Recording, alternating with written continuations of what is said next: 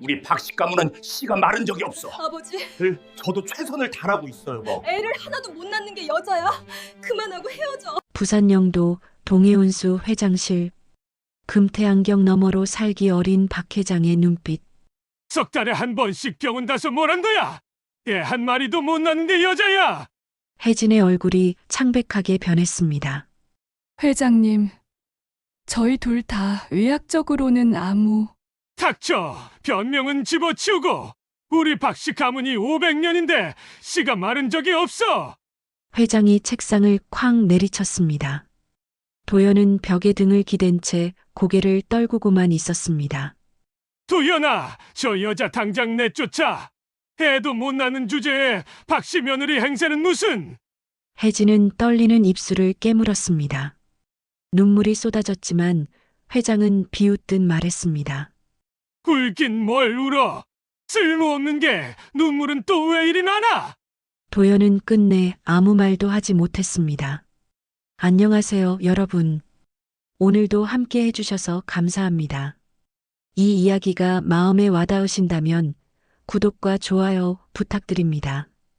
여러분의 작은 응원이 더 좋은 이야기를 만드는 힘이 됩니다. 그럼 지금부터 한 남자의 뒤늦은 깨달음과 속죄의 이야기를 시작하겠습니다. 부산 영도의 겨울 바다는 늘 차가웠습니다. 항구를 오가는 컨테이너 트럭들의 엔진 소리가 도시의 심장박동처럼 규칙적으로 울려 퍼지는 이곳에서 박도연은 아버지가 일군 동해운수의 사무실 창가에 서 있었습니다. 무채색 수트 차림의 도연은 언제나처럼 단정했지만 그의 눈빛만큼은 지쳐 있었습니다. 결혼한 지 벌써 3년째였습니다.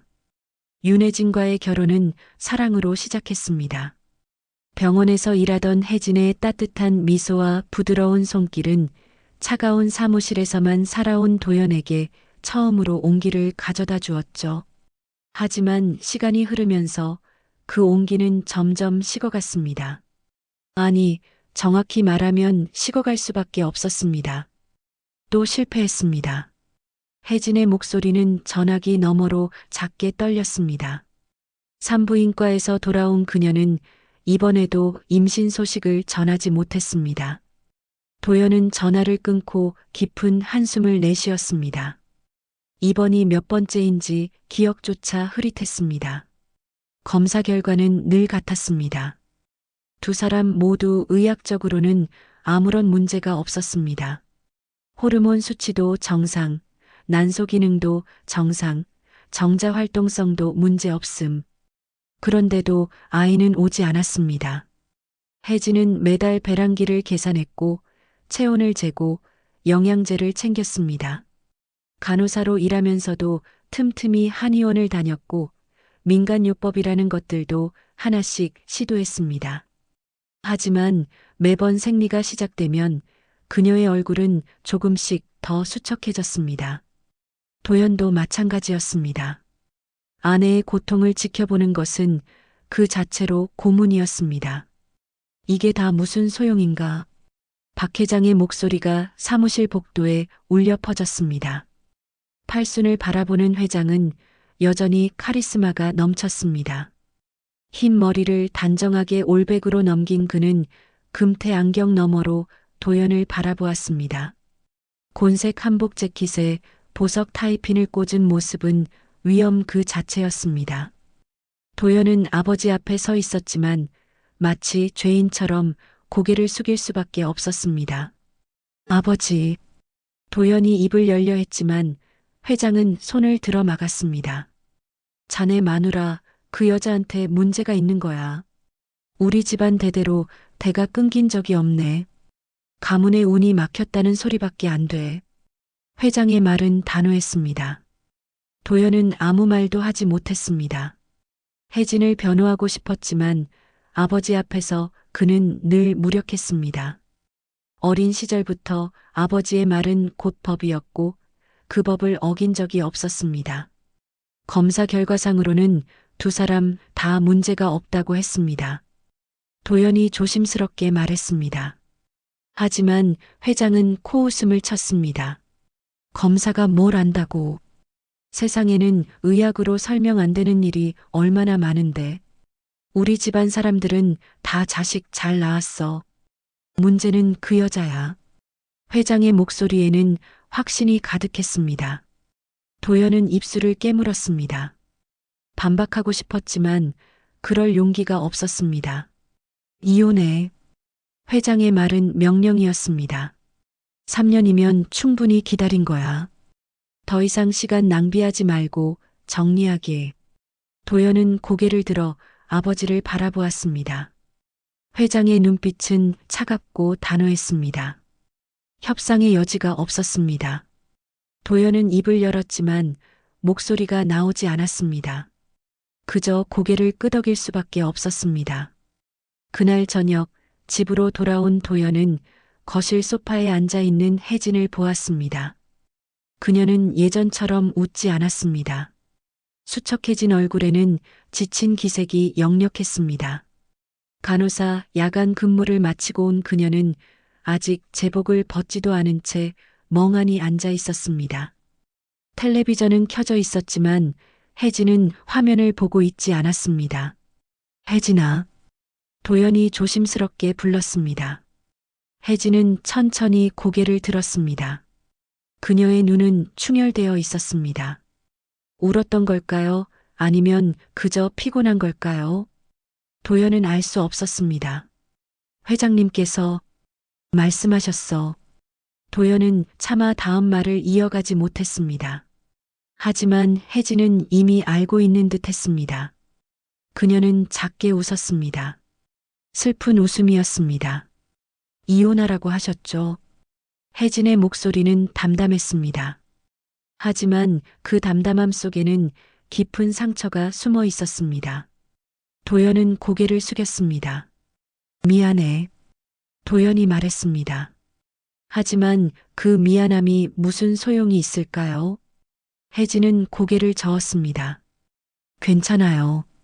저도 지쳤어요. 도연 씨. 그녀는 도연을 씨로 불렀습니다. 언제부터인가 둘 사이의 거리는 이렇게 멀어져 있었습니다. 남편이 아닌 그저 도연 씨였습니다. 며칠 동안 두 사람은 말을 아껴가며 살았습니다. 아침에 눈을 뜨면 각자의 방에서 나와 간단히 인사를 나누고 도연은 회사로, 혜진은 병원으로 향했습니다. 저녁이 되어도 함께 식사하는 일은 거의 없었습니다. 도연은 회의가 늦어진다는 핑계로, 혜진은 야간 근무가 있다는 이유로 서로를 피했습니다. 사실 두 사람 모두 우울했습니다. 도연은 매일 아침 거울을 보며 자신의 얼굴을 확인했습니다. 눈 밑의 다크서클은 점점 짙어졌고 입가의 주름은 깊어졌습니다. 아직 50밖에 되지 않았지만 거울 속에 그는 60대처럼 보였습니다. 혜진도 마찬가지였습니다. 병원 동료들은 그녀에게 요즘 많이 힘들어 보여요라고 걱정했지만 혜진은 괜찮아요라고 웃어넘겼습니다. 하지만 밤이 되면 그녀는 혼자 울었습니다. 아무도 모르게 조용히. 일주일 후 도연은 변호사를 통해 이혼 서류를 준비했습니다. 회장은 위자료는 넉넉히 주도록 하라고 지시했고 도연은 그대로 따랐습니다. 혜진에게 줄 수 있는 건 돈뿐이었습니다.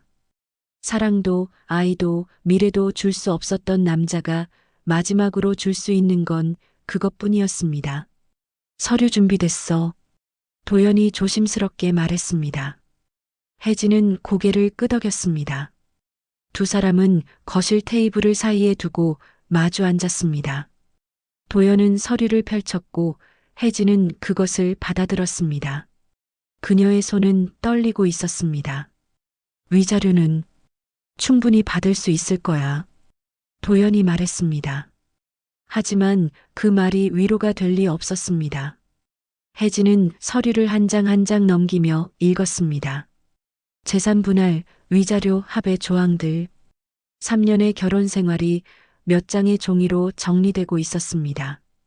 도장 찍으면 되는 거죠? 혜진이 물었습니다. 도연은 고개를 끄덕였습니다. 혜진은 가방에서 도장을 꺼냈습니다. 그 도장은 결혼할 때 만든 것이었습니다. 혼인신고서에 찍었던 바로 그 도장이었습니다. 이제 그 도장은 이혼 서류에 찍히게 될 것입니다. 행복하세요, 도연 씨. 혜진의 마지막 말은 축복처럼 들렸지만 도연의 가슴은 찢어지는 것 같았습니다. 도장이 서류에 찍히는 소리는 둔탁했습니다. 꽝! 그 소리와 함께 두 사람의 3년이 끝났습니다. 혜진은 며칠 뒤 짐을 꾸렸습니다. 많지 않았습니다. 옷가지 몇 벌과 책 몇 권, 그리고 사진 앨범 하나. 도연은 창가에 서서 그녀가 택시를 타고 떠나는 모습을 지켜보았습니다. 겨울바람이 차갑게 불어왔습니다. 도연은 창문을 닫았습니다. 하지만 그 차가움은 마음속 깊이 남아 있었습니다. 빈집은 너무나 고요했고 그 고요함 속에서 도연은 혼자 남겨졌습니다. 이혼 서류에 도장을 찍은 지 일주일이 지났습니다. 혜진은 김해의 작은 원룸으로 이사했습니다. 병원 기숙사도 알아봤지만 혼자만의 공간이 필요했습니다.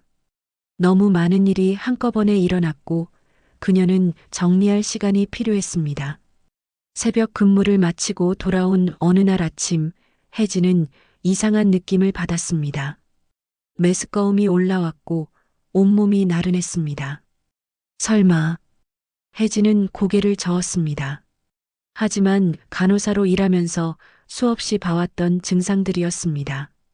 그녀는 약국으로 달려갔습니다. 임신 테스트기 2개를 샀고 떨리는 손으로 검사를 했습니다. 3분을 기다리는 시간이 3시간처럼 느껴졌습니다. 그리고 결과가 나타났습니다. 2줄. 임신이었습니다. 혜진은 주저앉았습니다. 믿을 수 없었습니다. 3년 동안 기다렸던 아이가 이혼하고 난 지금 왔다니. 웃음이 나왔습니다. 그리고 눈물이 났습니다. 기쁨과 슬픔이 뒤섞인 복잡한 감정이었습니다. 손은 자연스럽게 아랫배로 갔습니다. 아직 아무것도 느껴지지 않았지만 그곳에 작은 생명이 자라고 있었습니다. 도연 씨에게 알려야 할까? 혜진은 핸드폰을 꺼냈습니다. 도연의 번호를 찾았습니다. 손가락이 통화 버튼 위에서 맴돌았습니다. 하지만 누르지 못했습니다. 무슨 말을 해야 할까요? 이혼했지만 임신했어요라고? 그러면 도연은 뭐라고 할까요? 회장은 또 뭐라고 할까요? 혜진은 전화기를 내려놓았습니다.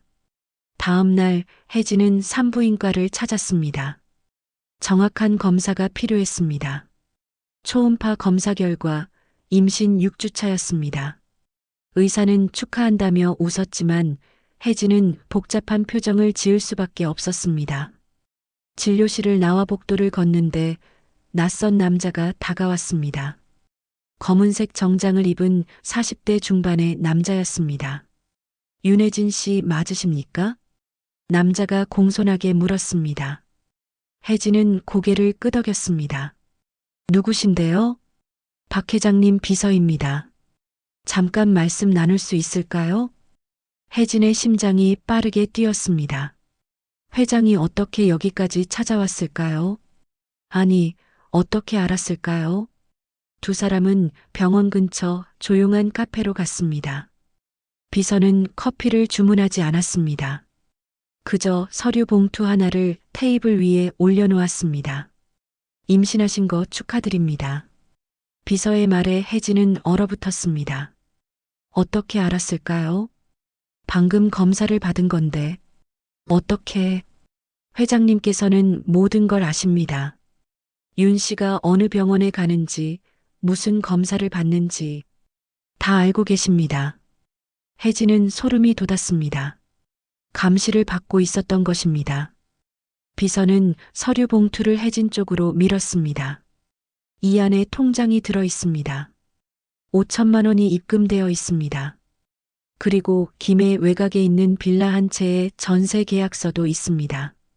보증금은 이미 지불했습니다. 이게 무슨 조건이 있습니다. 박도현 씨에게 임신 사실을 절대 알리지 마십시오. 그리고 아이를 낳더라도 박 씨 성을 쓰지 마십시오. 이 아이와 동해온수는 아무 관련이 없어야 합니다. 혜진은 믿을 수 없다는 표정으로 비서를 바라보았습니다. 제 아이인데요. 도현 씨의 아이인데요. 법적으로는 아닙니다.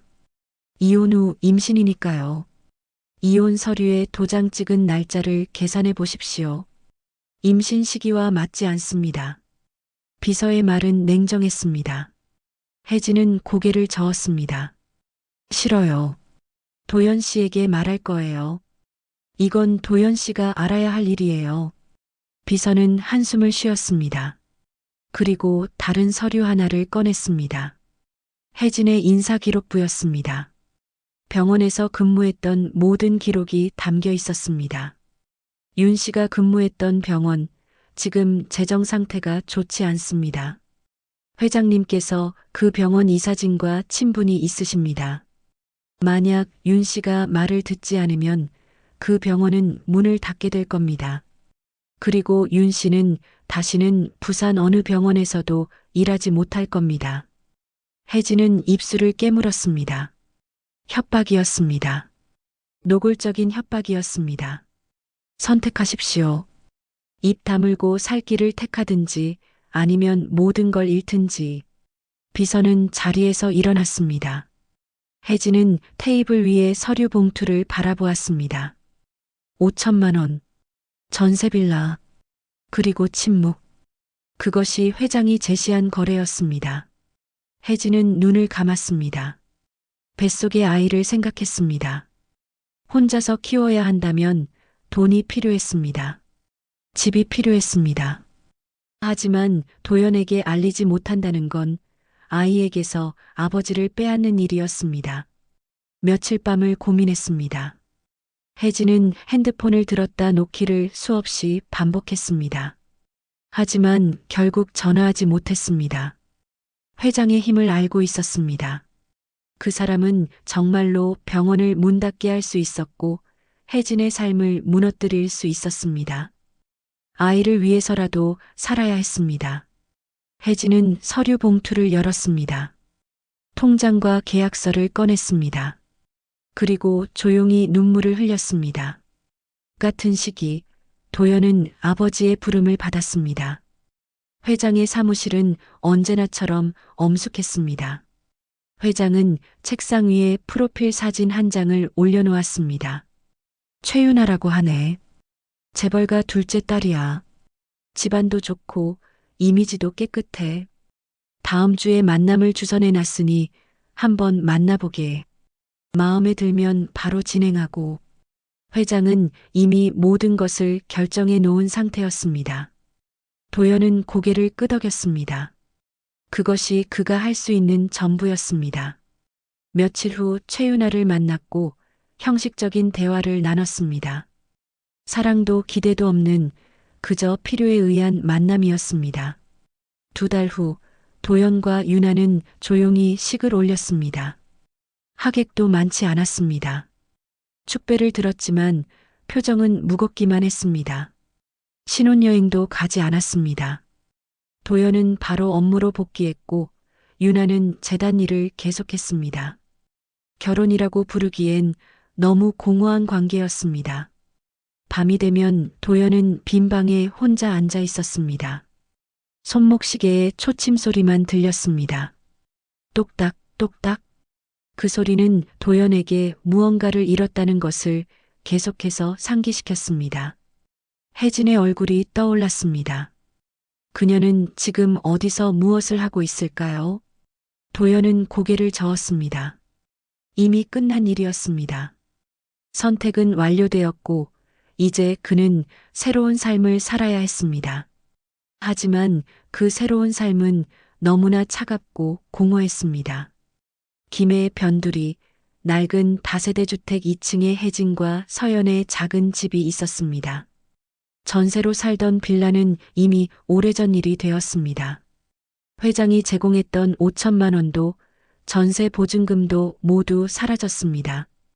병원비와 생활비, 그리고 서연을 키우는데 필요한 모든 것들이 그 돈을 조금씩 갉아먹었습니다.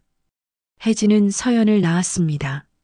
15년 전 김해의 작은 산부인과에서 혼자 진통을 견디며 딸을 만났습니다. 아기의 첫 울음을 들었을 때 혜진은 울었습니다. 기쁨과 두려움이 동시에 밀려왔습니다. 이 아이를 잘 키울 수 있을까? 혼자서 할 수 있을까? 하지만 아기를 품에 안았을 때 모든 두려움이 사라졌습니다. 작고 따뜻한 생명. 혜진은 다짐했습니다. 잘 키울 거야. 꼭. 박 회장은 혜진이 딸을 낳았다는 소식을 들었습니다. 비서를 통해 확인했죠. 아들이 아닌 딸. 회장은 차갑게 말했습니다. 이제 끝이야. 더 이상 지원도 없고 연락도 하지 마. 그렇게 모든 인연이 끊어졌습니다. 혜진은 예상했던 일이었지만 막상 혼자가 되니 막막했습니다. 처음 몇 년은 그나마 괜찮았습니다. 혜진은 병원 야간 근무를 하며 서연을 키웠습니다. 낮에는 동네 아주머니에게 아이를 맡기고 밤에는 일을 했습니다. 수면 시간은 하루에 4시간도 채 되지 않았습니다.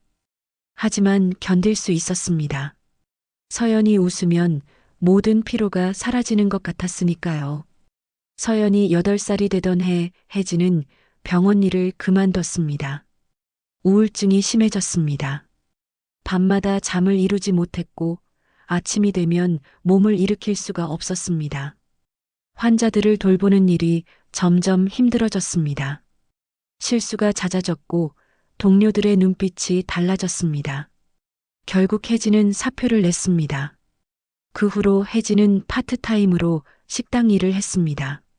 설거지, 홀서빙, 주방 보조, 할 수 있는 일은 뭐든 했습니다.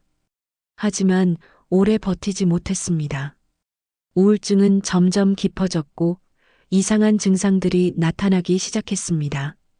누군가 자신을 감시한다는 느낌, 귀에 들리는 작은 속삭임들, 현실과 기억이 뒤섞이는 순간들. 서연이 10살이 되던 해 혜진은 정신건강의학과를 찾았습니다.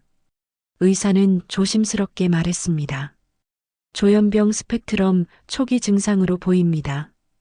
약물 치료와 상담이 필요합니다. 혜진은 처방전을 받아들고 약국으로 갔습니다. 약값이 만만치 않았습니다. 하지만 먹어야 했습니다. 서연을 위해서라도. 약을 먹으면 증상이 조금 나아졌습니다. 하지만 약을 먹으면 머리가 멍해지고 일을 할 수가 없었습니다. 약을 끊으면 증상이 다시 나타났습니다. 혜진은 딜레마에 빠졌습니다. 일을 해야 돈을 벌 수 있는데 약을 먹으면 일을 할 수 없었습니다. 결국 혜진은 약을 간간히 먹는 것으로 타협했습니다. 증상이 심할 때만 먹고 괜찮을 때는 참았습니다. 돈은 계속 줄어들었습니다. 5천만 원은 이미 오래전에 바닥났고 전세 보증금을 빼서 쓴 돈도 다 떨어졌습니다. 결국 혜진과 서연은 이곳 김해 변두리의 낡은 다세대 주택으로 이사했습니다. 월세 40만 원. 방 하나에 부엌과 화장실이 붙은 작은 공간이었습니다. 벽지는 곳곳이 뜯어져 있었고 겨울이 되면 찬바람이 새어 들어왔습니다. 하지만 서연은 밝았습니다. 14살이 된 서연은 엄마의 상황을 이해하고 있었습니다. 학교에서 돌아오면 집안일을 도왔습니다. 설거지를 하고 빨래를 개고 방을 정리했습니다.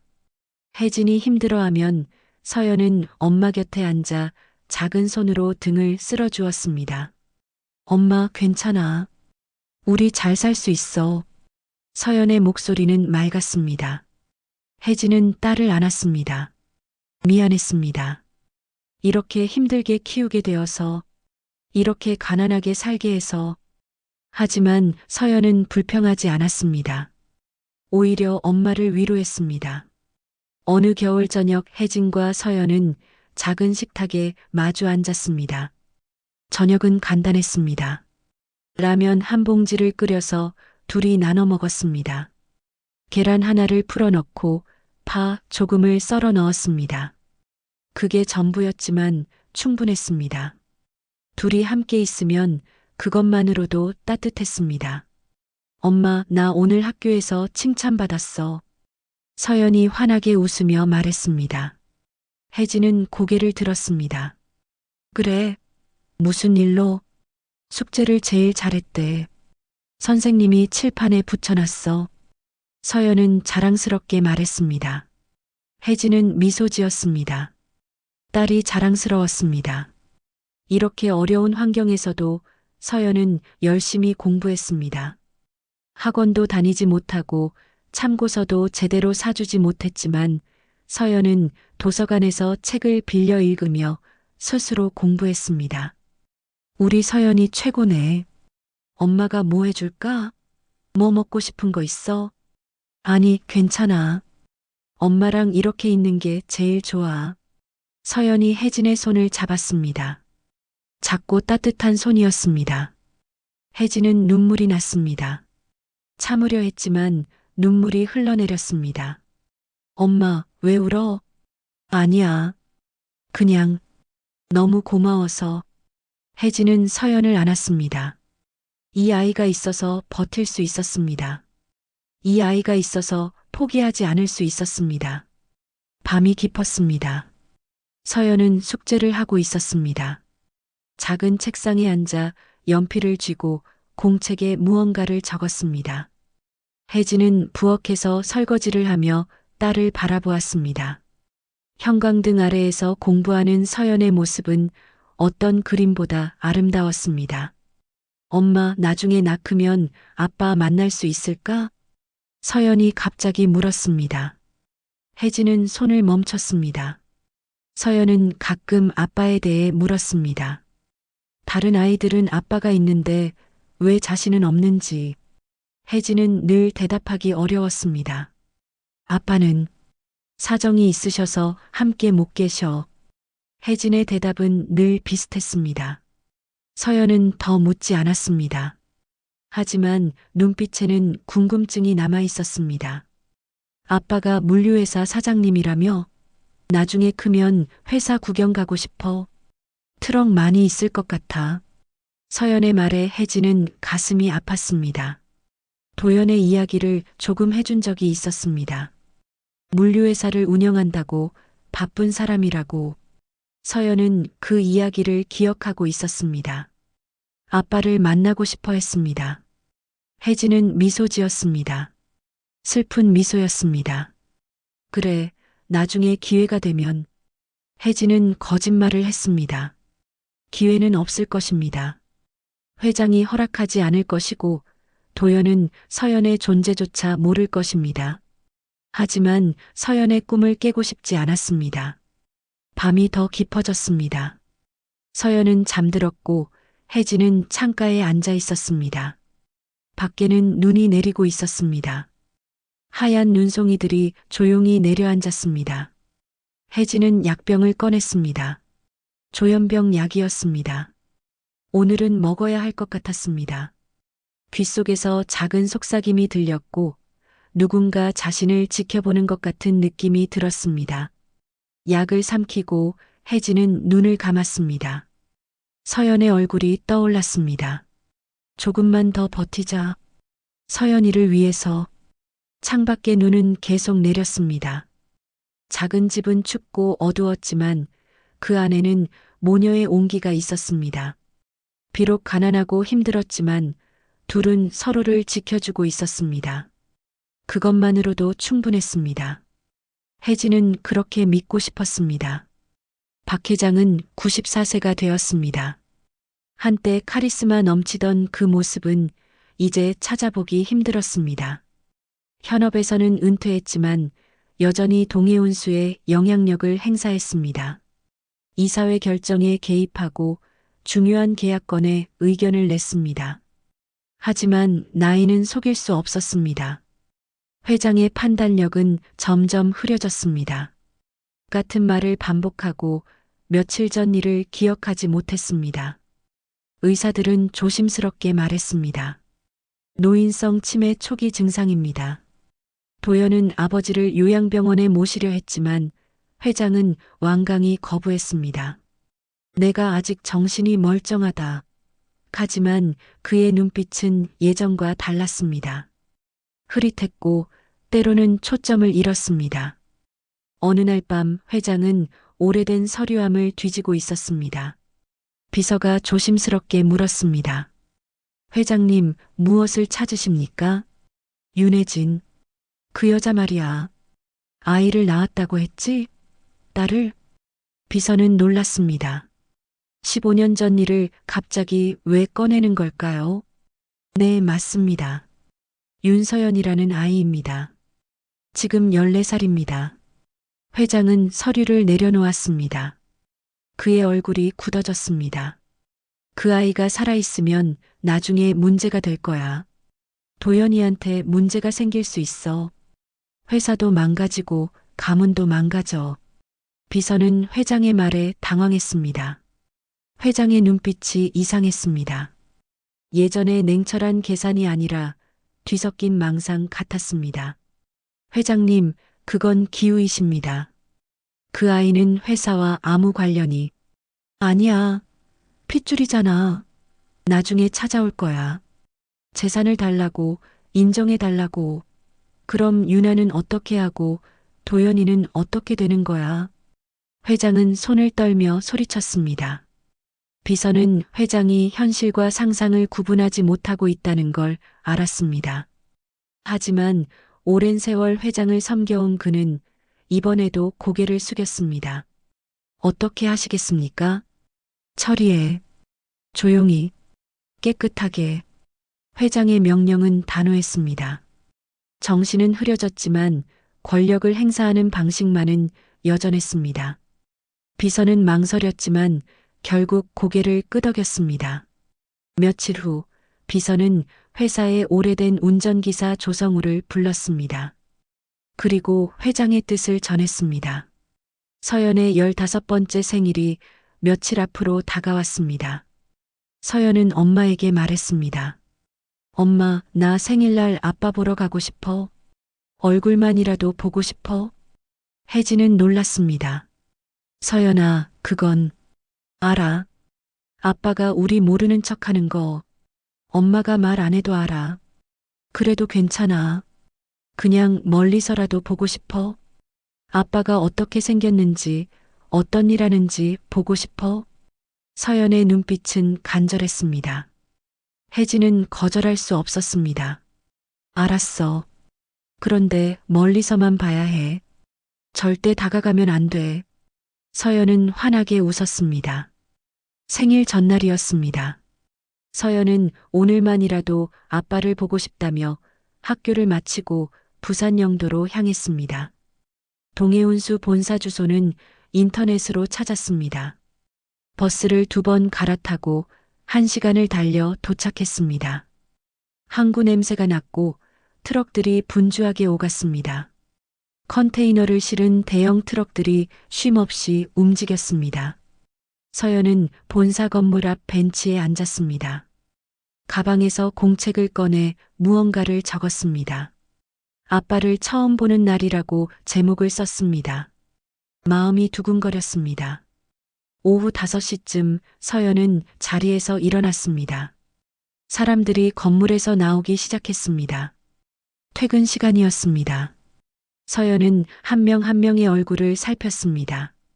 엄마가 보여준 오래된 사진 속 아빠의 모습을 기억하며 하지만 찾을 수 없었습니다. 시간이 흘러 해가 지기 시작했습니다. 조금만 더 기다려보자. 서연은 다시 벤치에 앉았습니다.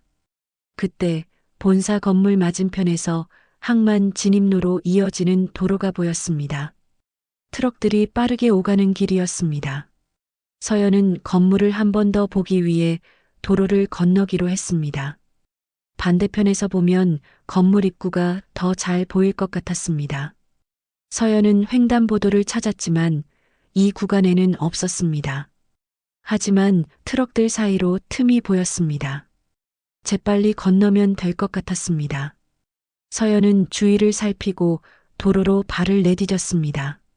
그때 동해운수 트럭 한 대가 항만 진입로 쪽에서 빠르게 들어왔습니다. 운전석에는 조성우가 앉아 있었습니다. 그는 핸들을 쥔 손을 떨고 있었습니다. 앞에 서연이 보였습니다. 교복을 입은 소녀. 사진에서 본 바로 그 아이였습니다. 브레이크를 밟아야 했습니다.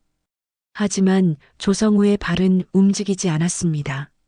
아니, 오히려 가속 페달을 밟았습니다. 트럭은 속도를 높였습니다. 서연은 트럭을 보았습니다. 눈이 마주쳤습니다. 서연의 눈이 커졌습니다. 그리고 모든 것이 순식간에 일어났습니다. 쾅! 둔탁한 소리가 항구에 울렸습니다. 서연의 몸이 공중으로 떠올랐다가 바닥에 떨어졌습니다. 트럭은 멈추지 않았습니다. 조성우는 그대로 트럭을 몰고 사라졌습니다. 그의 손은 핸들을 쥔 채 떨리고 있었습니다. 눈에서 눈물이 흘렀습니다. 현장에는 사람들이 모여들었습니다. 누군가 구급차를 불렀습니다. 하지만 서연은 이미 숨을 쉬지 않았습니다. 교복 주머니에서 작은 공책이 떨어져 나왔습니다. 아빠를 처음 보는 날이라는 제목이 적혀 있었습니다. 경찰이 도착했습니다. 목격자들은 트럭이 브레이크를 밟지 않았다. 오히려 속도를 높인 것 같았다고 말했습니다. 하지만 조사 결과는 운전 미숙에 의한 사고로 정리되었습니다. 동해운수 측에서 나온 변호사들은 기사의 개인적 과실이라고 못 박았습니다. 보상 절차는 회사 측에서 대리하겠다고 했습니다. 혜진에게 연락이 왔습니다. 병원으로 오라는 전화였습니다. 혜진은 달려갔습니다. 하지만 늦었습니다. 하얀 천에 덮인 작은 몸. 혜진은 비명을 질렀습니다. 서연을 안았습니다. 차가운 몸이었습니다. 서연아, 서연아. 혜진의 목소리는 절규였습니다. 세상이 무너졌습니다. 살아야 할 이유가 사라졌습니다. 그날 이후 혜진의 정신은 완전히 무너졌습니다. 조현병과 우울증이 폭발했습니다. 현실과 환상을 구분하지 못했습니다. 서연이는 학교 갔어요. 곧 돌아올 거예요. 혜진은 매일 그렇게 말했습니다. 서연이 죽었다는 걸 받아들이지 못했습니다. 정신병원에 입원했지만 차도는 없었습니다. 그 틈을 타서 박 회장 측 변호사들이 움직였습니다. 보상금과 보험금 수령 서류를 혜진에게 내밀었습니다. 제정신이 아닌 혜진은 그저 시키는 대로 도장을 찍었습니다.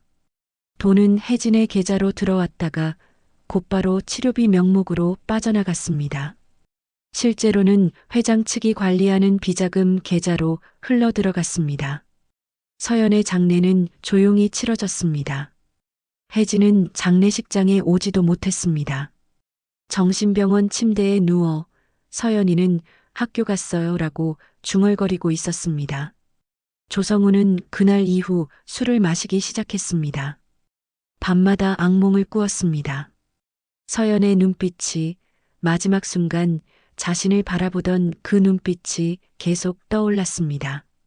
손은 떨렸고 잠을 이룰 수 없었습니다. 받은 돈은 통장에 그대로 있었습니다. 쓸 수가 없었습니다. 그 돈을 볼 때마다 핏물이 묻은 것 같았습니다. 17년이 흘렀습니다. 세월은 모든 것을 바꿔놓았습니다. 도연은 59이 되었고 동해운수는 더욱 성장했습니다. 최윤아와의 결혼 생활은 여전히 차갑고 공허했지만 겉으로는 완벽한 재벌 부부의 모습을 유지했습니다. 아이는 없었습니다. 둘 다 원하지 않았고 그것에 대해 이야기하지도 않았습니다. 박 회장은 3년 전 세상을 떠났습니다.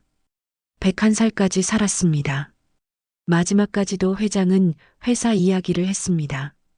정신이 오락가락하면서도 가문을 지켜라, 혈통을 지켜라는 말을 반복했습니다. 도연은 아버지의 장례를 치르면서도 이상하게 슬프지 않았습니다. 그저 의무를 다했다는 안도감만 있었습니다. 회장이 떠난 후 도연은 명실상부한 동해운수의 사장이 되었습니다. 이사회를 장악했고 사업을 확장했습니다. 물류 네트워크를 전국으로 넓혔고 해외 지사도 설립했습니다. 숫자로 보면 성공한 인생이었습니다. 하지만 도연은 행복하지 않았습니다. 매일 아침 거울을 볼 때마다 낯선 사람이 보였습니다. 슬릭백으로 넘긴 머리는 반백이 되었고 무채색 수트 안의 몸은 더욱 말라 있었습니다. 어느 가을날 도연은 유나로부터 제안을 받았습니다. 다음 주에 노숙인 보호시설 방문 일정이 있어요. 재단 행사인데 당신도 함께 가주면 좋겠어요. 유나의 목소리는 늘 그랬듯 무표정했습니다. 도연은 고개를 끄덕였습니다. 알겠습니다. 사회공헌 활동, 이미지 관리, 도연에게는 익숙한 일이었습니다. 카메라 앞에서 미소 짓고 악수하고 따뜻한 말 몇 마디를 건네면 되는 일이었습니다. 다음 주 도연은 유나와 함께 부산 외곽의 노숙인 보호시설을 찾았습니다. 재단에서 운영하는 곳이었습니다. 시설은 생각보다 깨끗했습니다. 관계자의 안내를 받으며 내부를 둘러보았습니다. 식당, 침실, 상담실. 도연은 형식적으로 고개를 끄덕이며 따라갔습니다. 그때 복도 한쪽 휴게실에서 웃음소리가 들렸습니다. 도연은 무심코 그쪽을 바라보았습니다. 창가에 한 여성이 앉아 있었습니다. 수척한 얼굴, 어깨까지 오는 흐트러진 검은 머리, 민낯에 누더기 같은 코트를 입고 있었습니다. 여성은 혼자 웃고 있었습니다. 서연아, 오늘 학교 어땠어? 급식 맛있었어? 여성이 허공에 대고 말했습니다. 도연은 걸음을 멈췄습니다. 뭔가 이상한 느낌이 들었습니다. 관계자가 조심스럽게 설명했습니다. 저분은 정신질환을 앓고 계십니다. 조현병과 우울증이 심하셔서 현실과 환상을 구분하지 못하십니다. 딸이 돌아가셨는데 아직도 살아있다고 믿으세요. 도연은 여성을 다시 바라보았습니다. 뭔가 낯익은 느낌이 들었습니다. 여성이 고개를 돌렸고 두 사람의 눈이 마주쳤습니다. 도연의 심장이 멎는 것 같았습니다. 혜진이었습니다.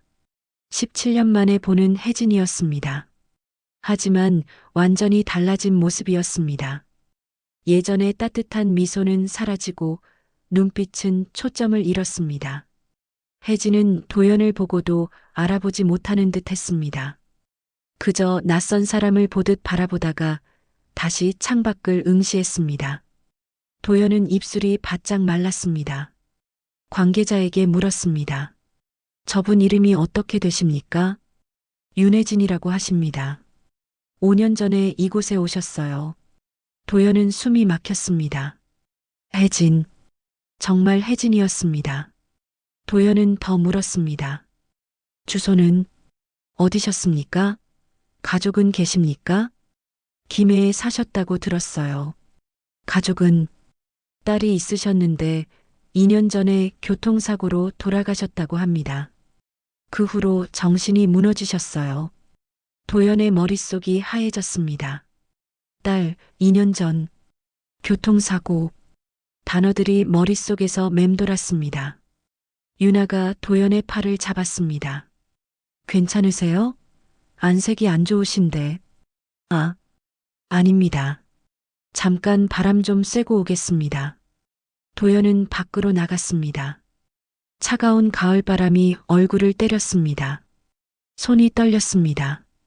도연은 주머니에서 핸드폰을 꺼냈습니다. 비서에게 전화를 걸었습니다.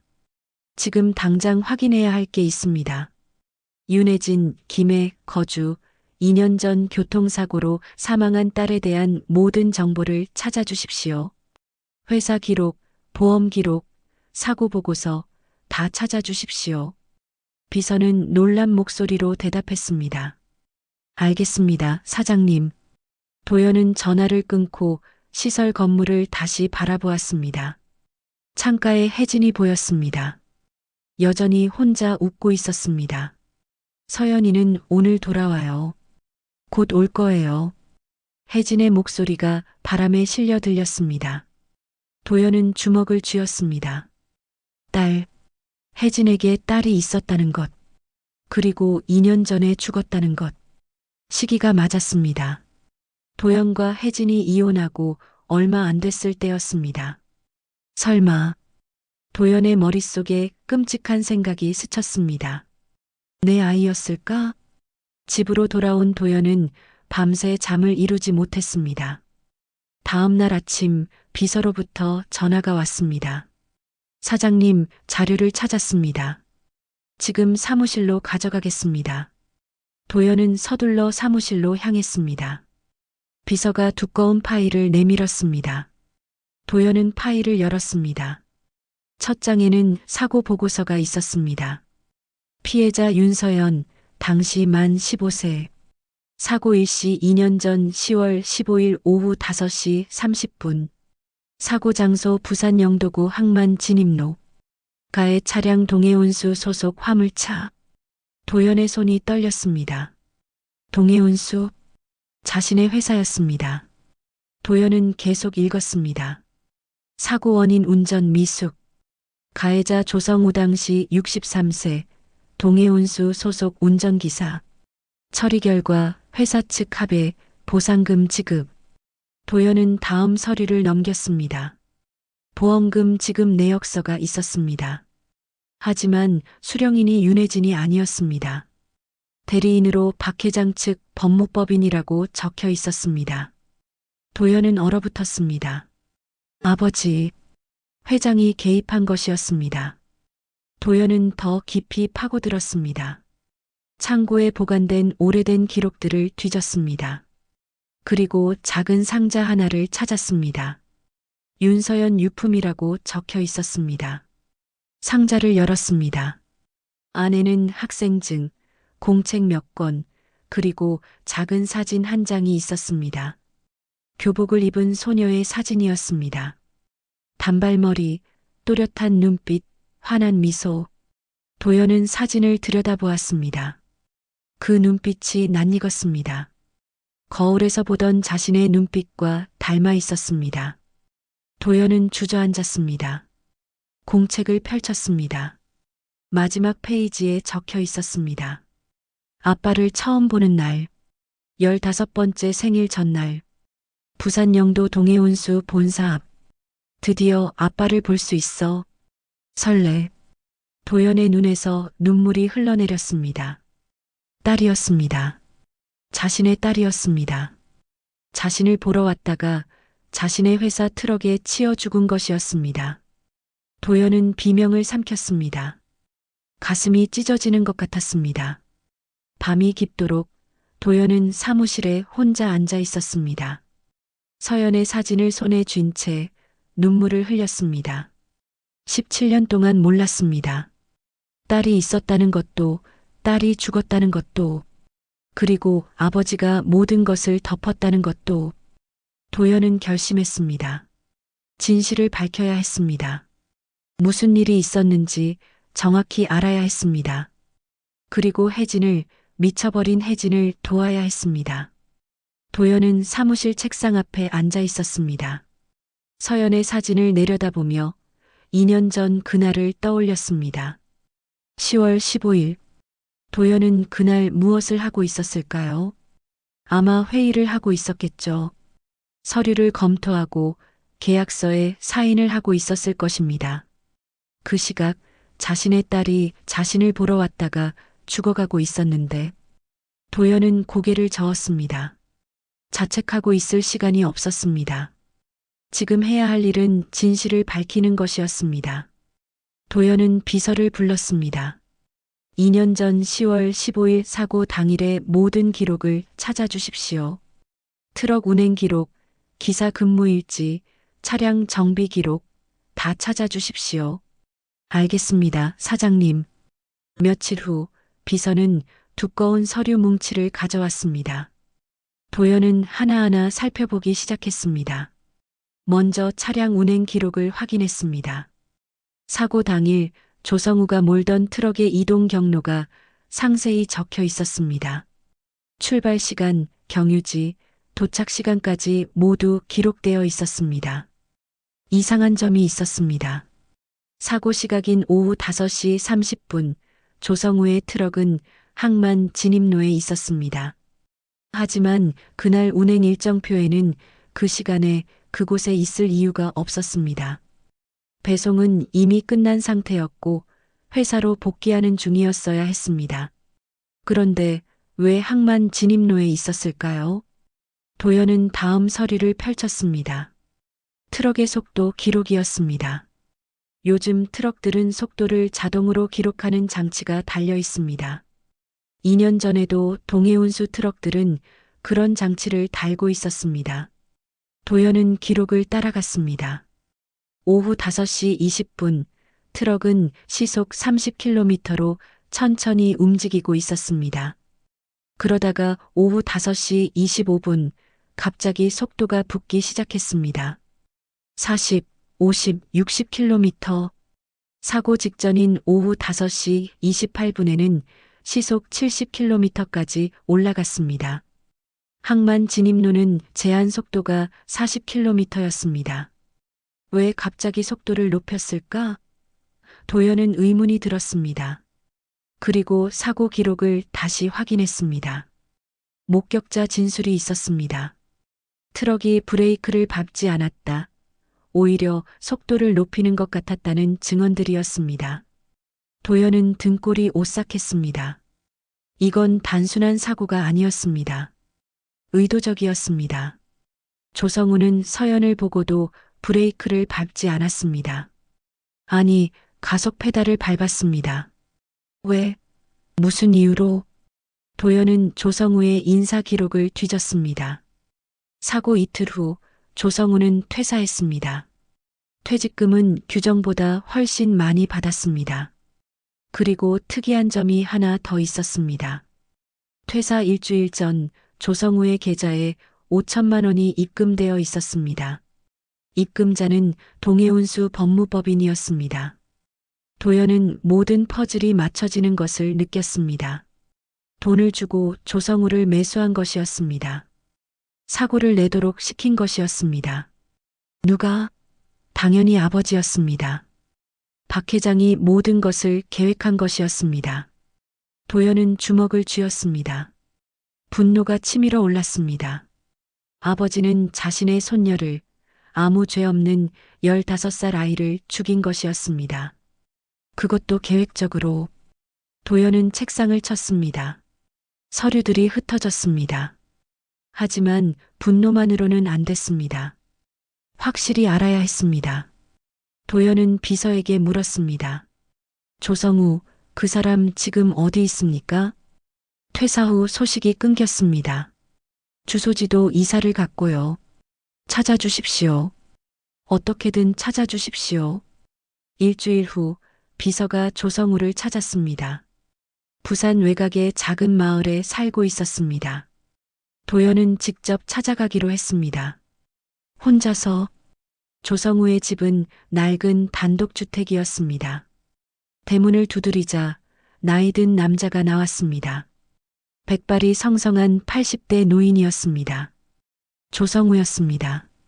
얼굴은 수척했고 손은 계속 떨리고 있었습니다. 누구십니까? 조성우가 물었습니다. 도연은 대답했습니다. 박도연입니다. 동해운수 사장입니다. 할 말이 있어서 왔습니다. 조성우의 얼굴이 하얗게 변했습니다. 그는 뒤로 물러섰습니다.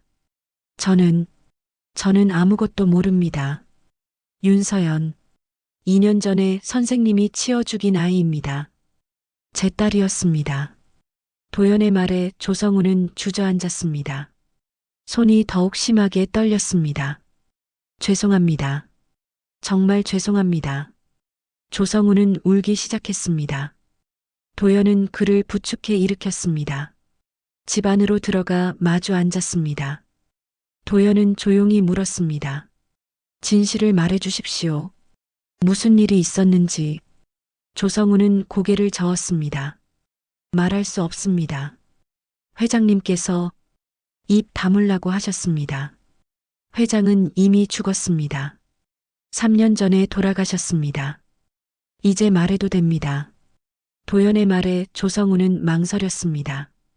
그리고 천천히 입을 열었습니다. 회장님 명령이었습니다.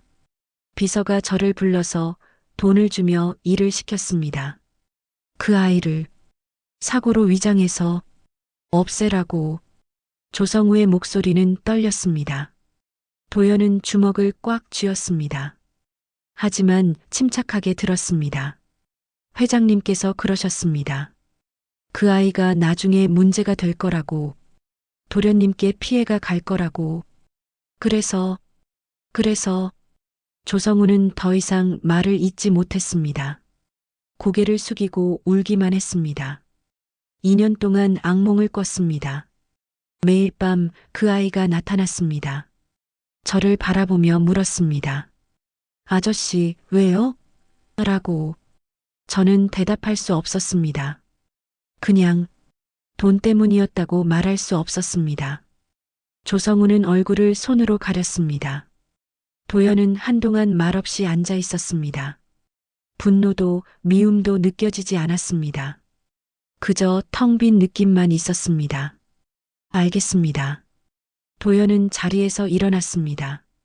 조성우가 고개를 들었습니다. 사장님, 저를 신고하시겠습니까? 도연은 고개를 저었습니다.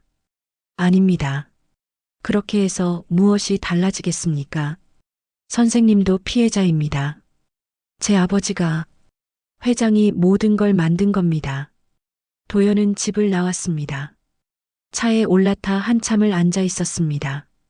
이제 모든 걸 알았습니다. 진실을 알았습니다. 하지만 무엇을 해야 할지는 아직 명확하지 않았습니다. 집으로 돌아온 도연은 유나를 마주했습니다. 유나가 거실에서 차를 마시고 있었습니다.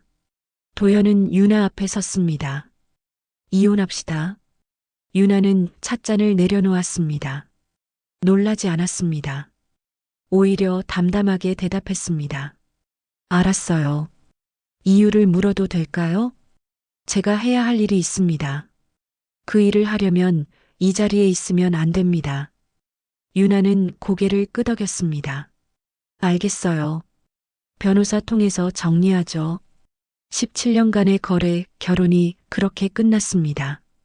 둘 다 미련은 없었습니다. 도연은 방으로 들어가 서연의 사진을 꺼냈습니다. 사진 속 서연이 웃고 있었습니다. 이제 뭘 해야 할까, 서연아? 도연은 사진을 가슴에 안았습니다. 그리고 결심했습니다. 법으로 처벌할 수는 없습니다. 회장은 이미 죽었고 조성우를 감옥에 보낸다고 해서 서연이 돌아오는 것도 아닙니다. 하지만 할 수 있는 일이 있었습니다. 혜진을 돌보는 것. 늦었지만 이제라도 남편으로, 아버지로 책임을 지는 것. 도연은 그것이 자신이 할 수 있는 유일한 속죄라고 생각했습니다. 도연은 이튿날 아침 일찍 회사로 나갔습니다. 비서에게 이사회 소집을 지시했습니다. 긴급 회의였습니다. 이사들은 의아한 표로 회의실에 모였습니다. 도연은 단상에 섰습니다. 오늘 여러분께 중요한 말씀을 드리려고 합니다. 도연의 목소리는 차분했습니다.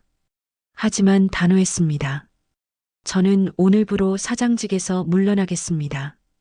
회의실이 술렁였습니다. 이사들이 놀란 표정으로 서로를 바라보았습니다. 무슨 말씀이십니까, 사장님? 한 이사가 물었습니다. 도연은 대답했습니다. 2년 전 우리 회사 트럭이 한 아이를 죽였습니다. 그건 단순한 사고가 아니었습니다.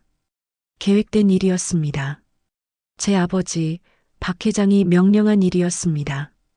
회의실이 조용해졌습니다. 도연은 계속 말했습니다. 그 아이는 제 딸이었습니다. 저도 몰랐던 딸이었습니다. 아버지는 그 사실을 알고 아이를 없애라고 지시했습니다. 저는 이 사실을 최근에 알게 되었습니다. 이사들은 아무 말도 하지 못했습니다. 도연은 서류 한 뭉치를 테이블에 내려놓았습니다. 여기 모든 증거가 있습니다. 운행 기록, 금전거래 내역, 증인의 진술. 이 회사는 제 아버지의 범죄에 연루되어 있습니다. 그리고 저는 그 아들입니다. 도덕적으로 이 자리에 있을 수 없습니다. 도연은 사표를 꺼냈습니다. 이사회 의장에게 건넸습니다. 제 지분 중 30%는 신탁으로 처리하겠습니다. 그 수익금은 전액 피해자의 어머니 윤혜진 씨의 치료비로 사용될 것입니다. 평생 동안 이사들이 웅성거렸습니다. 도연은 손을 들어 제지했습니다. 이건 제 결정입니다. 번복하지 않겠습니다. 여러분께서는 새로운 사장을 선출해 주십시오. 저는 이제 다른 일을 해야 합니다. 도연은 회의실을 나왔습니다. 30년 넘게 다니던 회사를 떠나는 길이었습니다. 뒤돌아보지 않았습니다. 사무실로 돌아가 개인 물품들을 챙겼습니다. 많지 않았습니다. 사진 몇 장, 만년필 하나, 그리고 서연의 공책이었습니다. 집으로 돌아오니 유나가 이미 짐을 싸고 있었습니다. 빠른 정리였습니다. 유나가 도연을 보며 말했습니다. 잘 사세요. 당신도요. 두 사람은 악수를 나눴습니다. 차가웠지만 미련은 없었습니다. 유나가 집을 나갔습니다. 큰 집이 텅 비었습니다. 도연은 거실에 홀로 앉았습니다. 다음 날 도연은 정신건강의학과를 찾았습니다. 김세라 전문의를 만나기 위해서였습니다. 예약 없이 찾아왔지만 김세라는 도연을 맞아주었습니다. 무슨 일로 오셨습니까? 김세라가 물었습니다. 도연은 혜진의 이야기를 했습니다. 17년 전 일부터 최근에 알게 된 진실까지 모든 것을 말했습니다. 김세라는 조용히 들었습니다. 윤혜진 씨를 돕고 싶습니다. 치료를 받게 하고 싶습니다. 제가 할 수 있는 모든 것을 하고 싶습니다. 도연의 목소리는 간절했습니다. 김세라는 고개를 끄덕였습니다. 조현병과 우울증이 심한 상태라면 장기 치료가 필요합니다. 요양병원으로 옮기는 것이 좋겠습니다. 제가 좋은 곳을 알고 있습니다. 비용은 걱정하지 마십시오. 제가 전부 부담하겠습니다. 중요한 건 비용이 아닙니다. 김세라가 조심스럽게 말했습니다. 윤 씨의 마음입니다. 치료도 중요하지만 무엇보다 곁에 누군가 있어야 합니다. 꾸준히 오래. 도연은 고개를 끄덕였습니다. 평생 곁에 있겠습니다. 일주일 후 혜진은 제천의 한 요양병원으로 옮겨졌습니다. 조용한 곳이었습니다. 산으로 둘러싸여 있고 공기가 맑았습니다. 혜진은 1인실을 배정받았습니다. 창밖으로 정원이 보였습니다. 도연은 매일 병원을 찾았습니다. 아침 10시에 도착해서 혜진 곁에 앉았습니다. 말을 걸었습니다. 오늘 날씨가 좋네요. 혜진 씨. 혜진은 대답하지 않았습니다. 창밖만 바라보고 있었습니다. 서연이는 학교 갔어요. 곧 돌아올 거예요. 혜진이 중얼거렸습니다. 같은 말을 계속 반복했습니다. 도연은 혜진의 손을 잡았습니다. 차가운 손이었습니다. 제가 여기 있어요. 계속 여기 있을게요. 도연은 매일 같은 시간에 왔고 같은 말을 했습니다. 혜진은 도연을 알아보지 못했습니다. 하지만 도연은 포기하지 않았습니다. 책을 읽어주고 음악을 들려주고 산책을 함께 했습니다. 어느 날 도연이 옛날 노래를 틀어주었습니다. 혜진이 좋아하던 노래였습니다. 도연은 기억하고 있었습니다. 노래가 흐르는 동안 혜진의 눈빛이 조금 맑아지는 것 같았습니다. 이 노래. 혜진이 작게 중얼거렸습니다. 도연은 숨을 멈췄습니다. 기억하세요? 혜진은 대답하지 않았습니다. 하지만 눈에서 눈물이 흘렀습니다. 도연은 혜진의 손을 꽉 잡았습니다. 괜찮아요. 천천히. 제가 여기 있어요. 그날 밤 도연은 병원 근처 작은 여관에 머물렀습니다. 창밖을 바라보며 서연의 사진을 꺼냈습니다. 아빠가 엄마 곁에 있을게, 서연아. 늦었지만 이제라도 제대로 할게. 도연은 사진을 가슴에 안았습니다. 먼 길이었습니다. 혜진이 나아질지 자신을 알아볼지 알 수 없었습니다. 하지만 도연은 포기하지 않을 것입니다. 그것이 아버지로서, 남편으로서 할 수 있는 유일한 일이었으니까요. 6개월이 흘렀습니다. 도연은 약속대로 매일 혜진을 찾아갔습니다. 비가 오나 눈이 오나 하루도 빠지지 않았습니다. 제천까지 가는 길은 2시간이 넘게 걸렸지만 도연은 개의치 않았습니다. 아침 10시 혜진의 병실 문을 여는 것이 도연의 하루였습니다. 김세라 전문의의 집중 치료가 시작되었습니다. 약물 조절과 함께 꾸준한 상담이 이어졌습니다. 도연도 함께 상담에 참여했습니다. 혜진의 과거를, 서연과의 시간을, 그리고 사고 후의 고통을 이해하려 노력했습니다. 쉽지 않았습니다. 하지만 포기하지 않았습니다. 혜진의 상태는 조금씩 나아지고 있었습니다.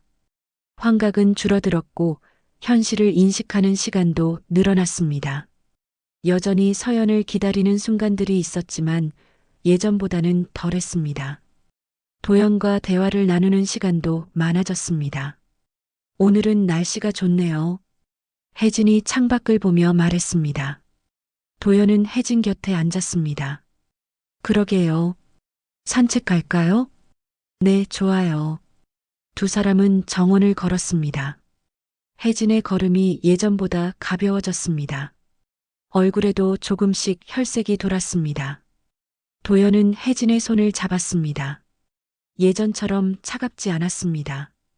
6개월째 되던 날 김세라가 도연을 불렀습니다. 많이 좋아지셨습니다. 이제 퇴원을 고려해 볼 수 있을 것 같습니다. 하지만 집에서도 꾸준한 관리가 필요합니다. 약을 거르지 말아야 하고 스트레스를 최소화해야 합니다. 알겠습니다. 제가 돌보겠습니다. 도연은 결심했습니다. 혜진을 집으로 데려가기로. 하지만 예전의 집이 아니었습니다. 새로운 시작을 위한 새로운 집이 필요했습니다.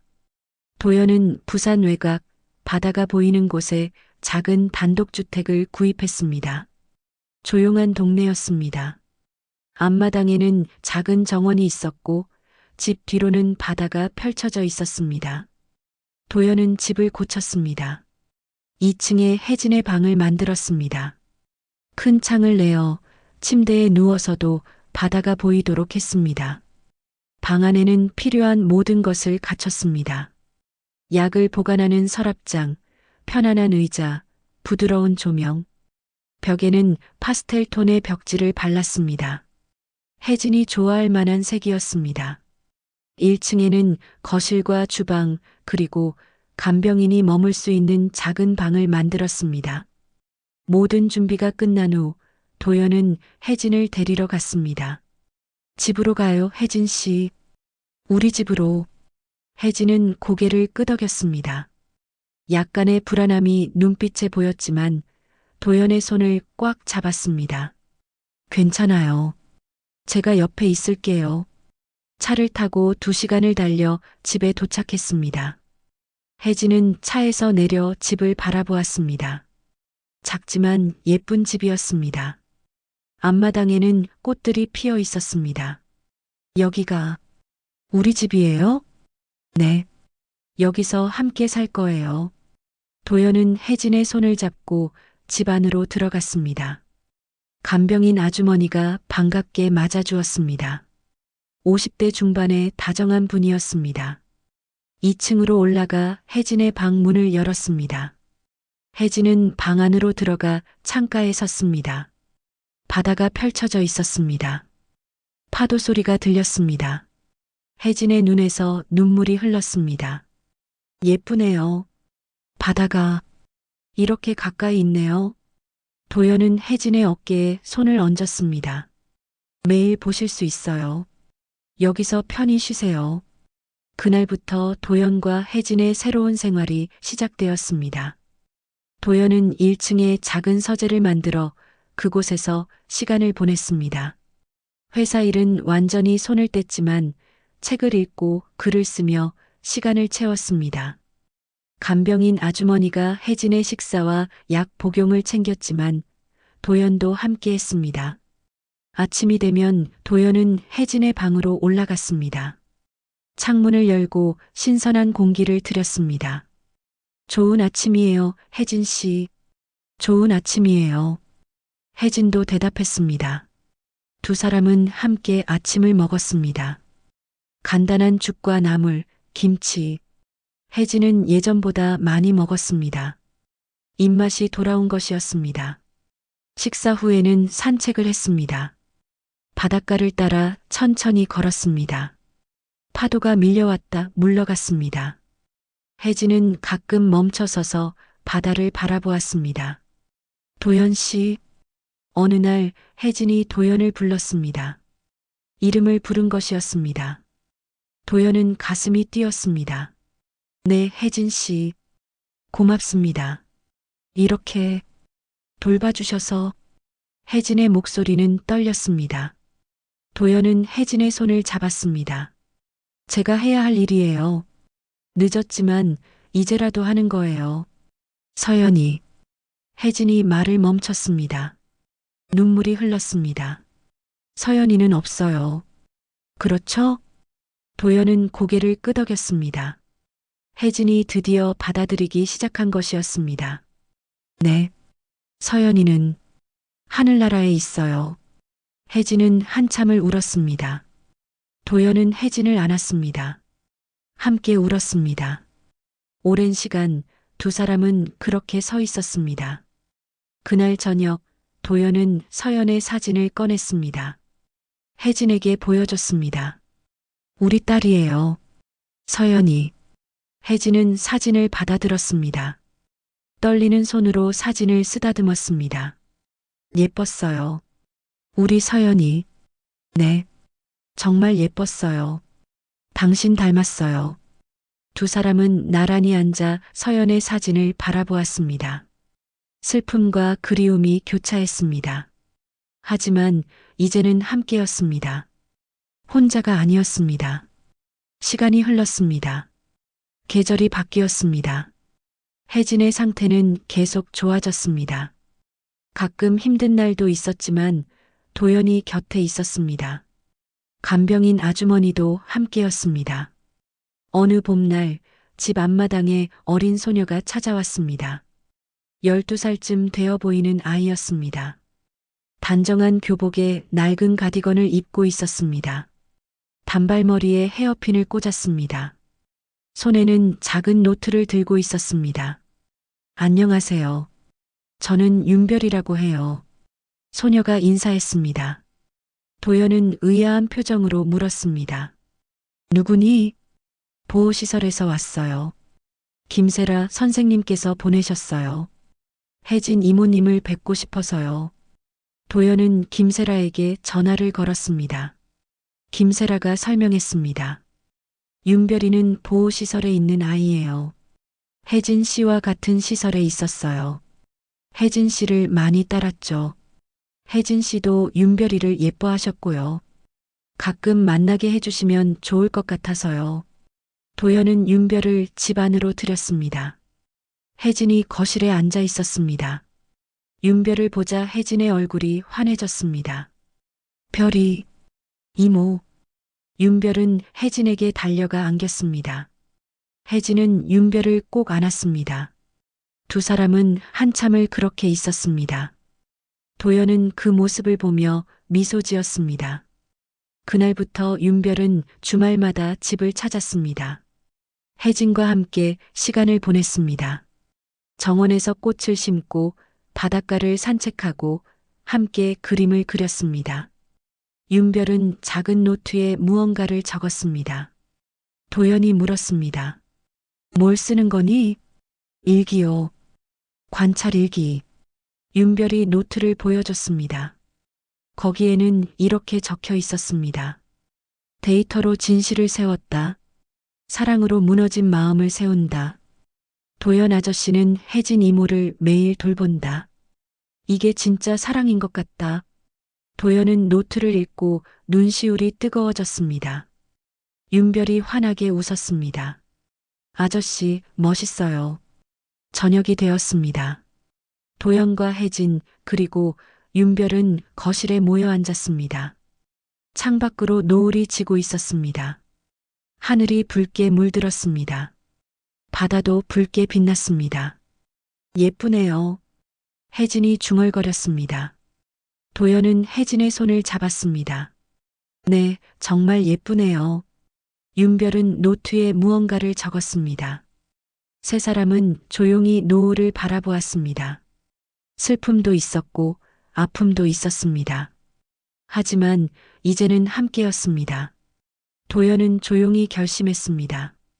나는 끝까지 곁을 지키는 아버지이자 남편으로 남겠다. 서연아, 아빠가 약속할게. 엄마를 평생 지킬게.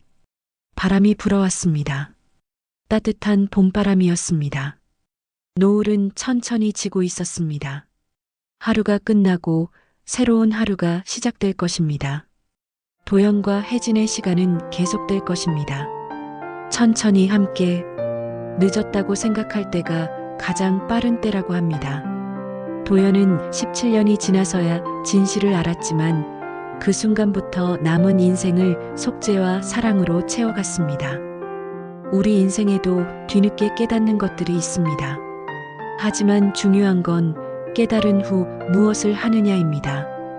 오늘 이야기가 여러분의 마음에 작은 울림이 되었기를 바랍니다. 다음 이야기도 기대해 주시고 구독과 좋아요, 알림 설정 잊지 마세요. 여러분, 오늘도 소중한 사람 곁을 지켜주세요. 감사합니다. 인생의 나침반이었습니다.